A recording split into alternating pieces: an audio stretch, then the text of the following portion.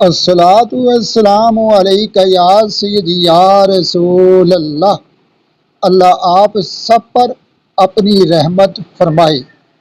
جب اللہ کا کرم ہوتا ہے یہ بیان اس موضوع پر ہوگا، اور یہ واقعہ امریکہ کی رہنے والی ایک غیر شادی شدہ نرس کا ہے جس کی ابھی شادی نہیں ہوئی تھی۔ اس نے کبھی اسلام اور اسلامی تعلیمات کے بارے نہ تو جاننے کی کوشش کی اور نہ ہی کسی نے اسے اسلامی تعلیمات کی افاقیت کے بارے میں کچھ بتایا تھا۔ وہ ایک آزاد خیال دوشیزہ تھی، ایک ہسپتال میں نرس کی خدمات انجام دیتی، ڈیوٹی کے بعد ٹیلی ویژن دیکھنے میں اپنا وقت گزارتی۔ ایک روز وہ ٹیلی ویژن کے پروگرام دیکھنے میں مشغول تھی۔ اس کے ریموٹ کا بٹن ایک ایسے چینل پر دب گیا جس میں اسلام اور اسلامی تعلیمات کے حوالے سے پروگرام ہو رہا تھا، اور یہ پہلا موقع تھا کہ اس نے اسلامی تعلیمات کے حوالے سے کوئی چینل دیکھا تھا۔ اس نے نہ چاہتے ہوئے بھی تھوڑے وقت کے لیے صحیح اسلامی تعلیمات پر بنا ہوا پروگرام اس کا مشاہدہ کیا، مگر اس پروگرام میں اسے کوئی بات ایسی نہیں لگی جو اسے متاثر کرتی ہو۔ اس نے اس پروگرام کو ایک غیر ضروری پروگرام قرار دیا، بلکہ اس کا مذاق بھی اڑانے لگی، اور یہ کرتے ہوئے اس کی ہنسی نکل گئی۔ اور اس لڑکی کا بیان ہے، میں نے پہلی بار اسلام کے بارے جو کچھ سنا وہ اسی چینل سے سنا۔ چینل میں جو معلومات پیش کی جا رہی تھی وہ میرے لیے مضحکہ خیز تھیں۔ ہنسی کا ذریعہ: میں ایک ہسپتال میں نرس کا کام کرتی تھی۔ دوسری مرتبہ مجھے اسلام کے بارے میں اسی ہسپتال میں سننے کا موقع ملا جس میں میری ڈیوٹی تھی، اور واقعہ اس طرح ہے۔ ایک مسلمان جوڑا ہسپتال میں داخل ہوا، اور اس جوڑے کے ساتھ ایک بڑی عمر کی خاتون جو بیمار تھی وہ بھی تھی۔ خاتون کو انہوں نے داخل کرا دیا۔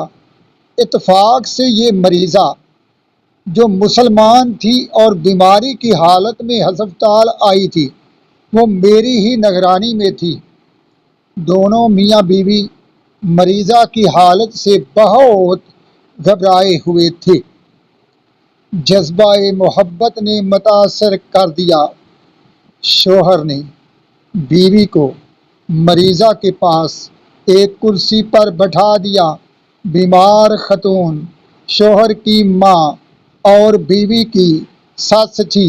میں نے اپنی نگرانی کے دوران دیکھا بیوی بار بار مریضہ کی کیفیت پر افسوس کا اظہار کرتی۔ اس کی آنکھوں سے آنسو رکنے کا نام نہیں لے رہے تھے، اور مجھے اس کا رونا اور بوڑھی مریضہ پر اس قدر آنسو بہانا بہت ہی برا اور فضول لگ رہا تھا، اور میں اس بارے میں اس سے کچھ پوچھنا نہیں چاہتی تھی، لیکن پھر بھی پوچھ ہی بیٹھی۔ میں نے اس عورت سے کہا، آخر کیا وجہ ہے کہ تم اس بوڑھی مریضہ پر اس قدر آنسو بہا رہی ہو؟ یہ تو بہت ہی عمر رسیدہ یعنی زیادہ عمر کی ہے، اور عمر رسیدہ لوگ بیمار پڑ ہی جاتے ہیں، پھر تجھے آنسو بہانے کا اور اس قدر افسوس کرنے کا سبب کیا ہے؟ عورت نے جواب دیا، میں اپنے شوہر کے ساتھ ساس کے علاج کے لیے بیرون ملک سے یہاں آئی ہوں۔ میرا شوہر اسی ملک میں علاج کراتا رہا۔ جب اپنے ملک میں مناسب علاج نہ ہو سکا تو ڈاکٹروں کے مشورے کے مطابق ہم مریضہ کو لے کر یہاں علاج کرانے کی غرض سے لے آئے تاکہ یہاں مناسب طریقے سے علاج ہو سکے۔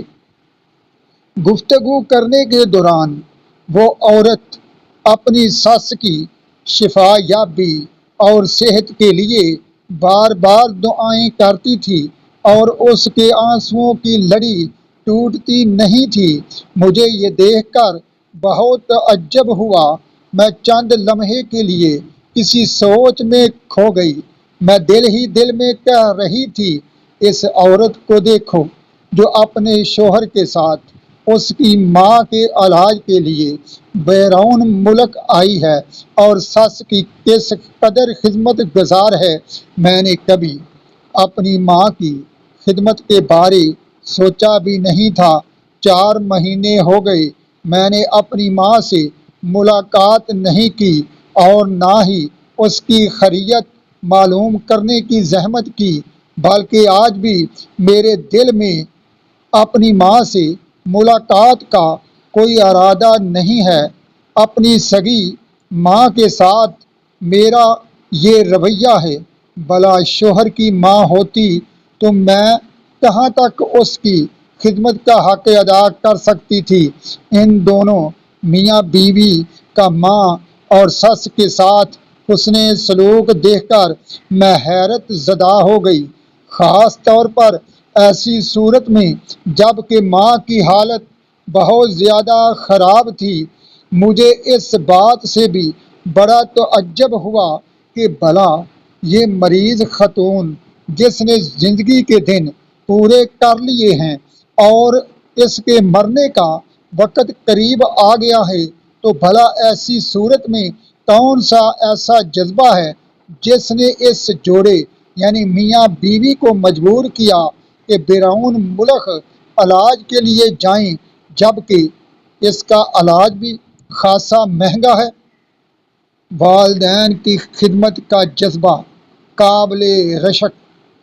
میں ساس کے بارے میں بہو کی کیفیت اور ماں کے بارے میں بیٹے کی بے چینی دیکھ کر حیرت میں پڑ گئی۔ میرے دل و دماغ میں اب اس حوالے سے سوال اٹھتے جا رہے تھے۔ میں اپنی ماں کے ساتھ اپنے سلوک اور امریکیوں کے اپنی ماؤں کے بارے میں جو غیر سلوک تھے ان کا تجزیہ کرنے لگی اور میں اس پر بار بار غور کرتی تھی، یہاں تک بوڑھی مریضہ کی اس قدر خدمت ہوتے دیکھ کر مجھے رشک آنے لگا۔ اے کاش اس بوڑھی خاتون کی جگہ میں خود مریضہ ہوتی۔ اے کاش میرے بارے میں بھی میرے عزیز، میرے رشتہ دار اس قدر فکر مند ہوتے۔ مجھے اس بات سے بھی سخت حیرت ہو رہی تھی کہ جب سے میاں بیوی نے اپنے مریض کو ہسپتال میں داخل کیا تھا اسی دن سے انہیں اپنے ملک سے بار بار کالیں آ رہی تھی۔ کوئی ان سے مریض کی حالت پوچھتا، کوئی ان کے حالات دریافت کرتا، کوئی اپنی ہمدردی جتاتا، کوئی اپنی خدمات پیش کرنے کی یقین دہانی کراتا۔ ایک روز میں ویٹنگ ہال میں داخل ہوئی، دیکھا وہ خاتون تنہا بیٹھی ہے، اس کا شوہر ساتھ نہیں۔ میں نے موقع کو فرصت جانتے ہوئے اس سے اپنے ذہن میں ابھرتے سوالات کے بارے میں پوچھنا چاہا۔ اس نے میری باتیں سننے کے بعد اسلام کے حوالے سے بہت ساری فائدے مند باتیں بتائیں اور اسلامی تعلیمات میں والدین کے حقوق اور احترام کی اہمیت پر روشنی ڈالی۔ میں نے والدین کے حقوق کے بارے میں اسلام کی پاکیزہ تعلیمات سنی، میرے کان کھڑے ہو گئے۔ میں اپنے آپ کو کوس رہی تھی، میں کتنی بد نصیب ہوں۔ آج تک مذہب اسلام کی تسکین بخش روحانیت بھری تعلیمات سے دور تھی، والدین کے حقوق سے متعلق کس قدر صاف ستھری اور دل کو لگنے والی اسلامی تعلیمات ہیں۔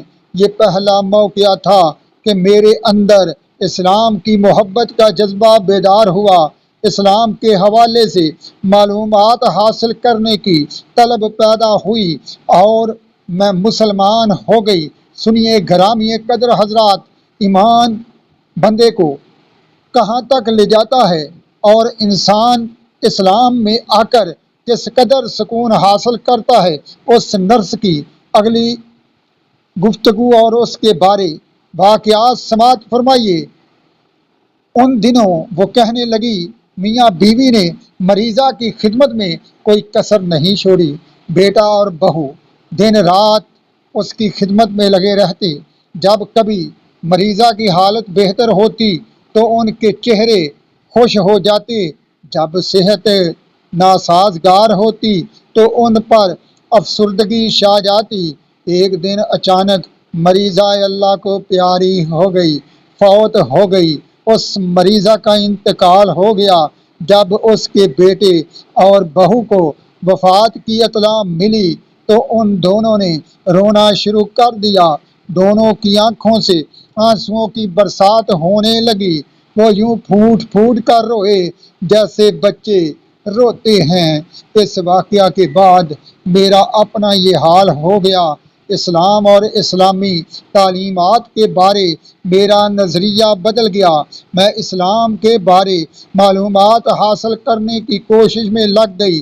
جب سے میں نے اس خاتون سے حقوق والدین کے سلسلے میں سنا اور خود بھی میاں بیوی کا مریضہ کے ساتھ پرسوز طرز عمل دیکھا، میں اسلام کے بہت قریب آ گئی۔ میں نے اپنے نمائندے کو ایک اسلامی مرکز میں بھیج کر والدین کے حقوق کے موضوع پر کچھ کتابیں منگوائیں اور مطالعہ شروع کر دیا۔ جوں جوں میرا مطالعہ بڑھتا گیا، میں اسلام کی طرف بڑھتی چلی گئی۔ والدین کے حقوق کے حوالے سے جب میں کتابوں کے مطالعہ میں محو ہوتی تو میں خود کو ایک بوڑھی ماں خیال کرتی اور تصور کی دنیا میں چلی جاتی۔ مجھے محسوس ہوتا کہ میں بھی ایک بوڑھی ماں ہوں۔ میرے ارد گرد میرے بچے ہیں جو میری بہت زیادہ خدمت کر رہے ہیں اور مجھ سے اپنی ہمدردی اور محبت کا اظہار کر رہے ہیں۔ اسلام میں ماں باپ کے حقوق کی تعلیمات پڑھ کر ہی مجھے اسلام سے شدید محبت ہو گئی۔ میں نے اسلام قبول کرنے کا اعلان کر دیا۔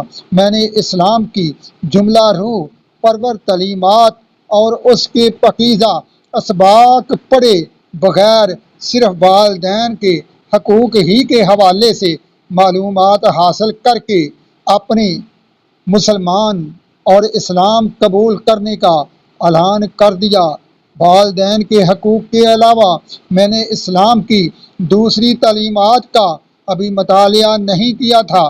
الحمدللہ آج میں ایک مسلمان خاتون ہوں۔ اللہ کے فضل اور کرم سے میں نے ایک انتہائی نیک شریف مسلمان سے شادی بھی کر لی ہے، اس سے میری اولاد بھی ہے اور میں برابر ان کی ہدایت و توفیق کی دعائیں کرتی رہتی ہوں۔ آج میں ام عبد الملک ہوں، یعنی میرا نام ہے ام عبد الملک، عبد الملک کی ماں۔ آپ سے گزارش ہے کہ آپ جہاں بھی ہوں مجھے اپنی دعاؤں میں ضرور یاد رکھیں۔ میری اور میری اولاد کی ثابت قدمی کے لیے دعا کرنا نہ بھولیے۔